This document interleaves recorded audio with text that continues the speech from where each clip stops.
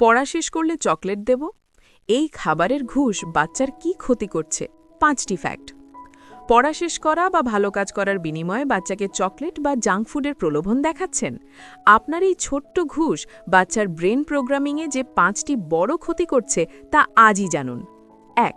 খাবার বনাম আবেগ। যখনই ভালো কাজের পুরস্কার হিসেবে অস্বাস্থ্যকর খাবার দেওয়া হয়, বাচ্চার ব্রেন সুখ বা সফলতার সাথে জাঙ্ক ফুডকে জড়িয়ে ফেলে। এতে সে অবচেতনভাবেই খাবারের সাথে আবেগকে গুলিয়ে ফেলে। 2. সহজাত ক্ষুধা হারানো। বাচ্চা তখন ক্ষুধার জন্য নয়, বরং রিওয়ার্ডের লোভে খায়। এতে শরীরের স্বাভাবিক ক্ষুধার সিগন্যালগুলো নষ্ট হয়ে যায় এবং ভবিষ্যতে ওভার ইটিং বা স্থূলতার ঝুঁকি বেড়ে যায়। 3. Emotional eating. বড় হওয়ার পর এই বাচ্চারাই যখন কোনো স্ট্রেস বা মন খারাপের মধ্যে দিয়ে যায়, তখন তারা মানসিক শান্তির জন্য চিনিযুক্ত বা জাঙ্ক ফুড বেছে নেয়। এটি এক ধরনের ভয়ঙ্কর টক্সিক সাইকেল। 4. পুষ্টিকর খাবারকে শাস্তি ভাবা। যখন চকলেট পুরস্কার হয়, তখন ডাল ভাত বা সবজি বাচ্চার কাছে শাস্তি বা বোঝা মনে হতে শুরু করে।